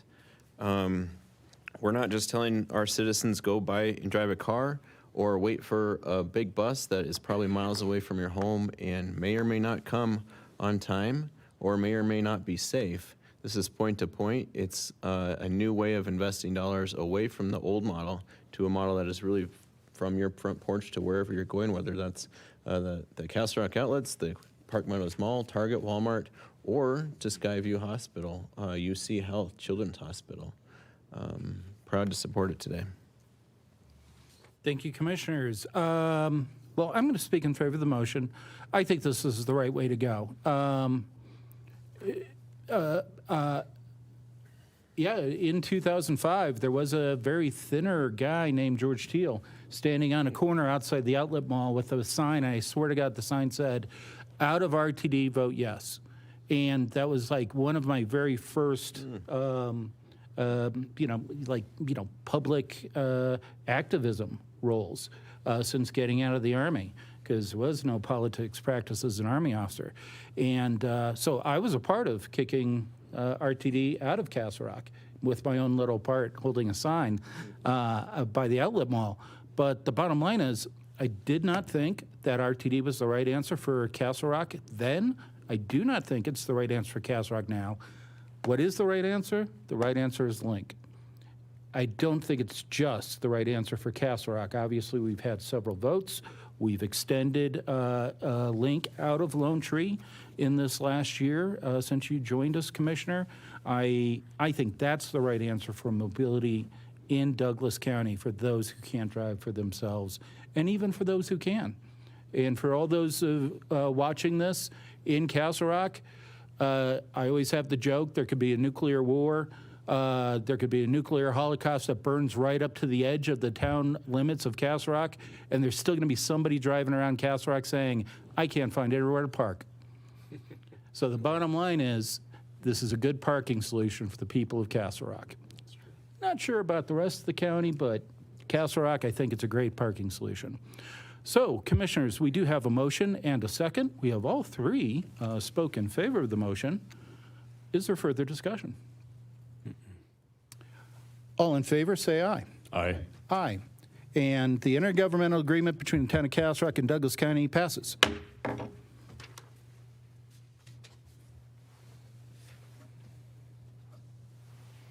Our next item is construction contract and purchase order for the Douglas County Biochar Facility and associated site development for future recycling facilities and programs to Bowen Studios for a total contract amount of $7,876,169.81.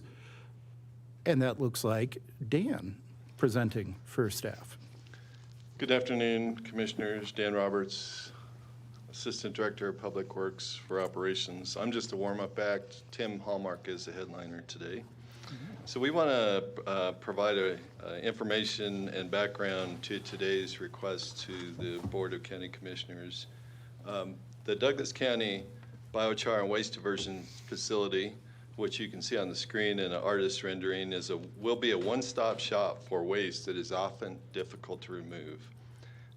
The map on the right shows its proximity to the Sedalia landfill, which will make it very convenient for residents to come to the landfill, also come to the site and get rid of different items. The site will also be the home to the nation's first county-owned and county-operated biochar facility. Today, we will tell the story of the project thus far and share our team's plans for the future. I'm going to introduce Jared Tanaka. I'm going to use a title you haven't heard yet. Jared is going to be our new Environmental Programs Operations Manager for Public Works.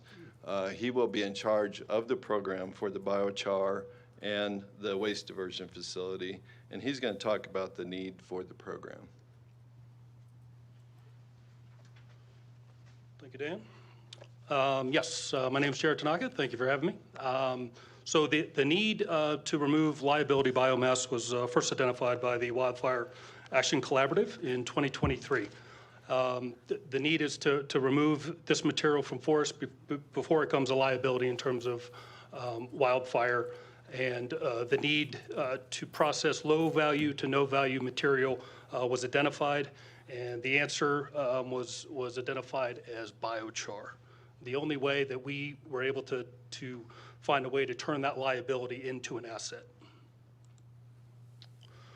What is biochar? Biochar is almost pure carbon that is thermochemically converted from an organic material to that almost pure carbon material. What it can do from the county, as you'll see, is improve soil structure, improves drought resilience, water conservation, and land restoration. So germination of seed by way of its adsorptive abilities to retain nutrients and water in the soil. And a few of the benefits, as we discussed, wildfire mitigation, obviously. We are turning that trash into treasure, taking it from something that is a liability to our citizens, to the county itself, into something that can be sold on the market. Water conservation, it's an easy conversation at this current time due to our extreme drought conditions. Studies have shown that it can hold or reduce water needs in turfgrass environments by 30% or more.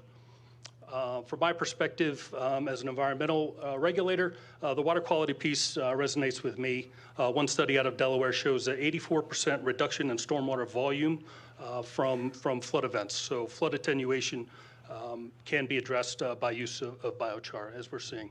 So those are just a few of the uses that we see for that product that we should be producing by the end of the year.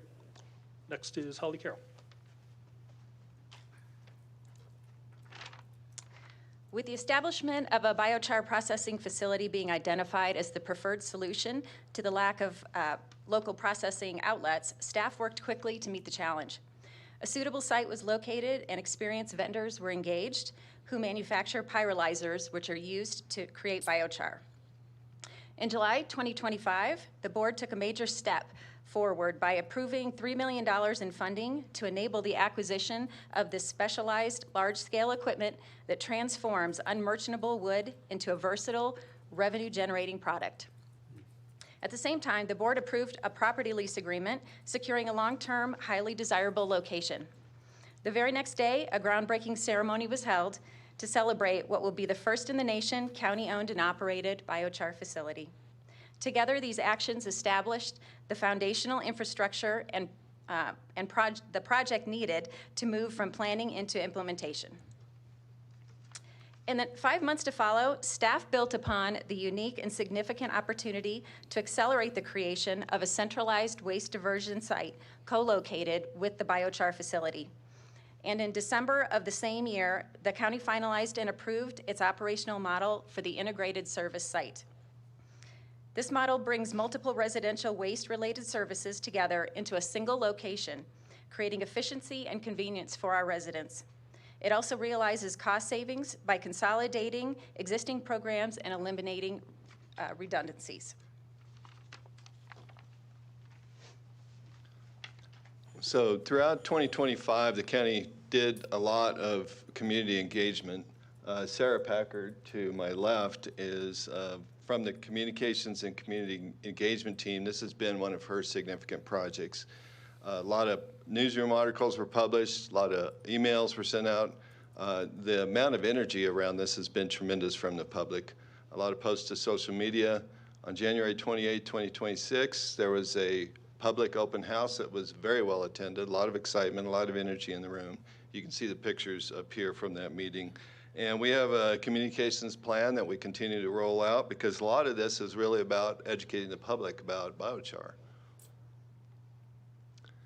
So rather than focusing on just one waste need with this site, we recognized and are tackling the opportunity of a broader site concept that will also serve as a centralized location for multiple resident drop-off and recycling services, many of which exist today in various forms in the county.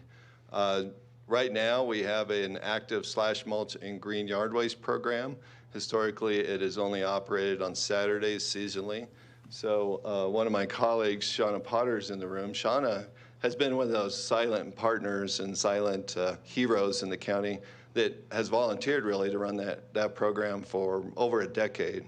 Shauna's going to play a significant role in this new facility.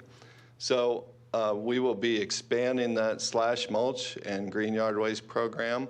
You're going to hear news about that. Additionally, we have a leaf drop program that will operate at this site. And our existing electronics recycling and household hazardous waste programs will be operated at this site as well. So, you know, in Douglas County fashion, what we're going to provide is better service at lower cost. A lot of staff have brainstormed and put together plans on how we're going to do this. So expanded access. The green waste and slash mulch services are going to increase from what amounts to 30 days out of the year to 300 days annually. So they'll be open 6 days a week, normal working hours. Leaf drop becomes a year-round program. Our electronics recycling program, right now you have to take electronics up to Aurora in our recycling program. Last year, about 500,000 pounds of material was hauled up there by Douglas County residents and dropped off. So we're going to move that to this new site, and you won't have to drive all the way up there. The hazardous waste program capacity will be expanded. Right now it's capped at the number of residents that are served by it. So that will be opened up and we will eliminate the cap. And at the same time, we're going to be able to reduce the cost of these programs on this facility. So slash mulch and the green waste program, we're going to reduce the cost of those programs by $100,000 a year. The electronics recycling program, we're going to reduce the cost of that program by $105,000 a year. Household hazardous waste, even a bigger savings of $200,000 a year, and leaf drop about $21,000 a year. So all of those savings get reinvested back into this program. So pretty excited about what we're going to be able to do.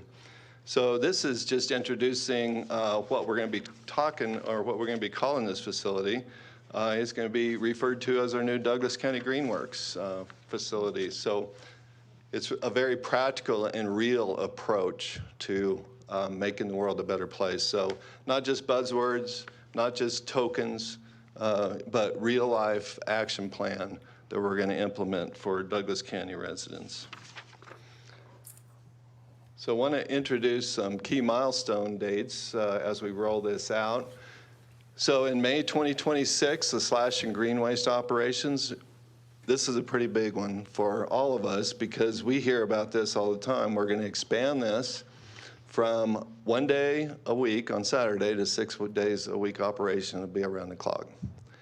July 2026, you won't have to drive up to Aurora to drop off that old big screen TV. You're going to be able to drive to this new Greenworks facility.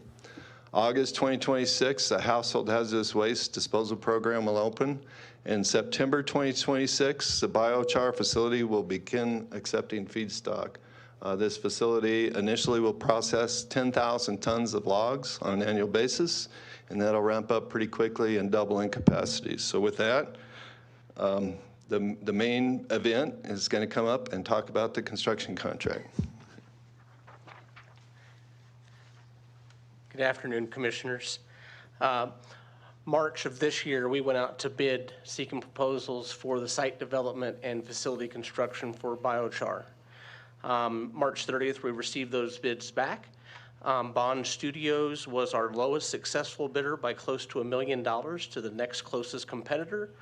They're very excited to get engaged with this project, and we're looking forward to working with them. The way the overall costing breaks out is the biochar building itself is about $2.7 million. The general site work and utilities, this is an undeveloped site, so there's a lot of work to be done to make it buildable, is $3.6 million. The covered product storage that you saw in the rendering is $822,000, but we're going to have a really high quality product, and we need to make sure that we take good care of it and maintain that value. And then we're also seeking a 10% contingency for the project on this undeveloped site just to make sure we can absorb any unforeseen building circumstances that may arise. For a total project award to Bound Studios of $7,876,169.81. That's 2 pennies that we've asked for today for different groups. So I'm happy to answer any questions that the board may have about the contract with Bound Studios. All right, questions from the board? Well, thank you, Mr. Chair. I know the answer to this, but could someone also allow the public to understand? So the biochar facility, if there's a downed tree in a forest that could potentially light fire and be a danger to our forests, and I know the pine beetle is coming back here to Douglas County, which is a big fear for us, so we need to be cleaning our forests. But that tree gets brought in here, it gets burned at an incredibly high temperature and turned into like pure carbon. But it's not just releasing carbon and the heat and the fumes up into the air, correct? So could you kind of talk about how it is all self-contained for environmental purposes? Sure, I can address that at a very high level. So this facility, the unit that we bought, we were very careful to make sure we bought one that the waste product really is just the produced biochar that comes out the end, and then heat that dissipates through the stack. So when you saw the stacks, that's not because of air pollution, it's because we want to dissipate the heat through the top of the structure. The unit itself essentially reburns any combustibles back through the system. So what is generated at the end not only is clean, but something that we haven't even begun to explore is the opportunity for us to capture carbon credits, because this isn't just a replacement for carbon sequestration. It actually does it. So it's real life. It's not, offsetting credits or anything like that. So there's a whole market out there we haven't even touched on. yet. So pretty excited about this, how this is going to take place. Thank you. Commissioner, questions? No, I have a couple of comments, but it looks like you might have a little bit more to share with us, so I'll reserve my comments following the end of your presentation. So just wanted to cover the capital recovery. The numbers are on the screen there. So, you know, two years ago when folks started working on the plan for this, recognized that this needed to be at a scale that it would make an impact, so not some small little unit, but also that we wanted to make sure we had rapid cost recovery of our investments. So when Tim's team designed the building, we designed it for 2 units. This initial project will only bring the first production unit online. Annual revenue is anticipated to be $2 million a year, operating costs at $1.6 million. So you can see the capital recovery in the initial year or 2 of this facility is about $400,000 a year to capture that and reinvest. When we add the second production unit, because all of the operating costs are primarily addressed already with that first unit, you can see the annual revenue doubles. The operating costs go up a little bit, but not substantially. This is a round-the-clock operation. It'll double that production from being able to address 10,000 tons of logs a year to 20,000 tons of logs a year. And you can see the accelerated capital recovery of $1.9 million a year, nearly $2 million a year, which means within 5 years or so of that second unit coming online, we will completely recapture all the capital that's been invested in this facility. And that's the last slide of the presentation. All right. Any further questions pertaining to the last part that Dan presented? Well, now I have some comments. I mean, that's really exciting news that not only is this, trash to treasure solution going to, mitigate densely wooded areas, provide a great solution for waste management in Douglas County, but to be revenue generating, pay off any sort of investment in 5 years, and then beyond that, be able to hopefully invest more of that return back into wildfire mitigation in our county is just incredibly exciting. I mean, just to step back a little bit and extend some gratitude to my colleagues, after the Chat Ridge 2 fire and giving out water bottles with the Red Cross at Mountain Vista High School, the concern I had was we're going to continue to face really significant wildfire risk in our county. And there was a MAC presentation actually up in Jefferson County saying, look, this is the #1 potential threat to our community. But ideas go nowhere unless you have support in government. And my colleagues supported the creation of our Wildfire Action Collaborative.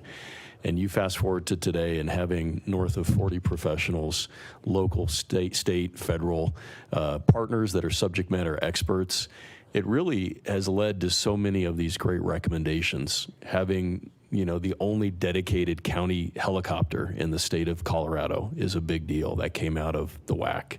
Having shaded fuel breaks, having a 50% in-kind match where the county will help metro districts, neighborhoods, citizens create defensible space and mitigate their land up to 50%. That came out of the WAC and these great professionals. So thank you to my colleagues for supporting the Wildfire Action Collaborative. And thank you to each and every one of you and all of the members of the Wildfire Action Collaborative, specifically Jared, specifically Holly, Dan and Tim. I mean, you all have been just tremendous. And, I can't think of anybody that has more passion for this biochar project than Jared. I know he did a great job on a podcast the other day, and having that subject matter expertise is really significant. I don't think we'd be nearly as far today if we didn't have Jared's deep passion for this project. The other reason this is really significant, and I invite every member of the public to share my commissioner hat, to put their commissioner hat on, because I think about all the other boards I sit on and the other briefings I've had. And emergency management has made it very clear to us that the pine beetle infestation is coming. And, when we think 10 years ago to driving up I-70 and seeing just swaths of brown along, the corridor up there as you're headed to resorts. That was pine beetle infestation, and it's coming to suburban Douglas County. Your ponderosa pines will be affected by this. We can't avoid it. It's here.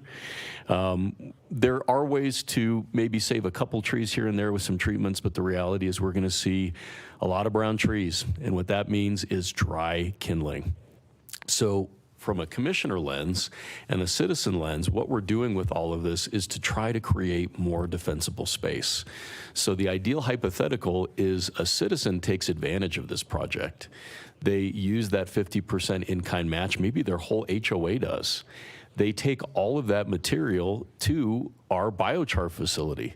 That biochar facility then, in a clean way, turns that woody biomass into clean carbon products that remove PFAS from water and reduce water consumption. It's beautiful, but it only works with our citizens participating. So we're really trying to get the word out. I want to extend a special thanks to Mike Alexander in Emergency Management. I see Chief Norris Kroom in the back as well. He's always at all of our meetings. I mean, these guys have just decades and decades of experience fighting fires on the ground and managing these issues. So it's a deep honor to me to be before you today, hearing this really incredible project. And I want to say thank you, and thank you to my colleagues for supporting this. All right, thank you, Commissioner. Commissioner? I could say, have we heard public testimony yet? We have not yet heard public testimony. Would you like to go to public testimony, Commissioner? Yeah, and also we do have emergency management with us, and I know it's an incredibly dry year, so if they would like to say any words, of course, they're welcome to. Perhaps before we go to public comment, we do have Director Alexander here. Perhaps we could invite him to come up forward and speak in relation to the contract before us from his own expertise. Good afternoon, Commissioners. Mike Alexander, Director of Douglas County Emergency Management. I would just echo the support for this project. It's a phenomenal solution, turning liability, hazardous fuels into assets through biochar. We are, in fact, facing one of the worst drought years we've ever seen here in Colorado and across the Front Range. We're at critically dry levels. We're enjoying this week. The cooler, wetter weather is awesome. I'm sleeping great at night. It's fantastic, but we know that's really not going to pull us out of the deep ditch that we're in. We are significantly behind in our water consumption for the year. We know that we're going to face a challenging fire season here in Douglas County and across Front Range and all of Colorado, to be quite frank with you, including much of the West.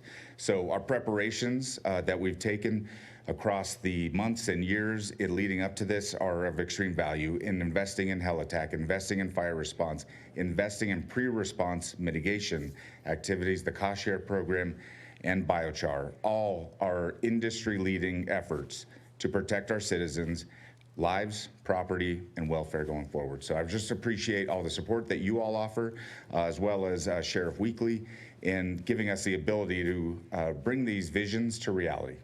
So I just want to say thank you. All right, thank you, Director. Very much appreciated. Chief Kroom, you sure? All right. I was afraid he was going to say yes, and then he'd just tell the story about when I almost burnt down my deck from a charcoal fire, but good. We want to hear from him. No problem. Gentlemen, have you heard enough? Should we open up public comment? Please. Yeah, I would love to hear from the public on this. And I would just add on Mike's comment, I would hate to wake up in a county a year from now if my house was surrounded by brown pine beetle infestation and not have a helicopter, not have a biochar facility, not have any place to take that woody biomass and just sit there and worry whether or not my property, my neighbors, my, the things that I care about are just going to catch on fire. You don't have that worry in Douglas County. We are going to take care of you here, and I can sleep better at night knowing that these guys are in charge. All right, thank you, Commissioner. Let's go ahead and open up public comment. I did not have anyone signed up for public comment on this matter. Is there anyone who would like to speak on public comment? Seeing none. Let's come back to the board for action. Board, we do have this construction contract and purchase order before us. How would we like to take action? Well, thank you, Mr. Chair. And this is one of those projects that when I first heard about it prior to becoming a county commissioner, I actually thought it was a little crazy because every time I heard biochar spoken of, really the leaders on the issue were from the city of Boulder here in Colorado and Minneapolis in Minnesota. That's where I always heard about it. And of course, with the carbon capture credit or capturing carbon credits and so forth, really always came from a very environmentalist and conservationist perspective.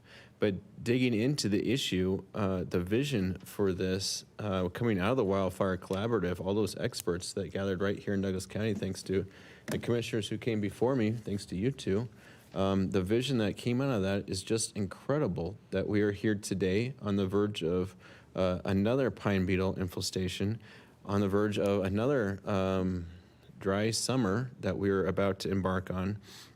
To have a solution like we can offer citizens 50% to pay half of the cost to clear the dead from their property and to move those trees back from their homes. But if you can't take it anywhere, what's kind of the point? And there's nowhere to take it anywhere near Douglas County for our residents.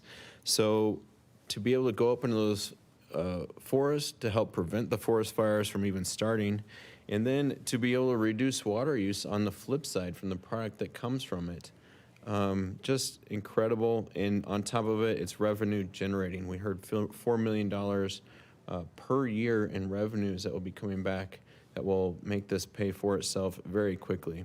So in such a dry and arid year, as we face wildfires, as we try to do everything we can to protect the people of Douglas County, fully support this effort. And therefore, Mr. Chair, I move to approve construction contracts and purchase order for the Douglas County Biochar Facility and the associated site development for the future recycling facilities and programs to Bowen Studios for a total contract amount of $7.876 million, $169.81, not a penny more. Well, I'll second that motion. And Mr. Chair, I'd love to ask a question of staff, if I may. Please. Tim, is it correct to say that if we move forward with this today, Douglas County will be the first county in the nation to operate a biochar facility? Well, yes, Commissioner, I believe that is 100% true. Okay, thank you. All right. Well, there is a motion and a second. So I think the people of Douglas County expect us to be doing something to help mitigate the wildfire danger. And this is something. I know the county has been involved for as long as I've lived here, which is almost 30 years, has been involved in processing, yard waste, down tree limbs. It's been the county's business. This does the county's business. And then I can't help but take my eye off of this projection. And we've already talked about this. This is as conservative as we could feasibly be in these projections. And in my 20 years of business, this is called a no-brainer, with a couple explanatives thrown in too, because of how much that's a no-brainer in terms of expense recovery. So I think this is a no-brainer. Why haven't we passed it yet? Oh, yeah, because I haven't asked for it. Any further discussion? We do have a motion and a second. All in favor, say aye. Aye. And construction contract and purchase order is approved. Thank you, Commissioners. Thank you, Tim. Thank you, Dan. Thank you, team. Very much appreciated. Great job. And Holly, you did great too. That from the very beginning. All right, let's go into commissioner comments. Gentlemen, any comments? So, did the item get pulled for a future meeting or for this meeting? Item R? It was on the consent. It's for this meeting? Okay. All right, thank you. No comments from me, Mr. Chair. Just making sure we covered everything that needed to be covered today. Yes, sir. No, I appreciate you doing that, keeping us straight. Commissioner, any comments? I think I've said enough today. I think we've all said enough today. I will go any further business. Any other business, gentlemen, to introduce at this time? Moving on to the county manager's report. Okay, thank you, sir. And so with that, We will have our next business meeting. It will be held on Tuesday, May 12th, 2026, at 1:30 p.m. I do realize we're running late. I apologize to everybody for the public hearing coming up next. We are going to take a 10-minute break after adjournment, and then we will begin the public hearing. We are adjourned.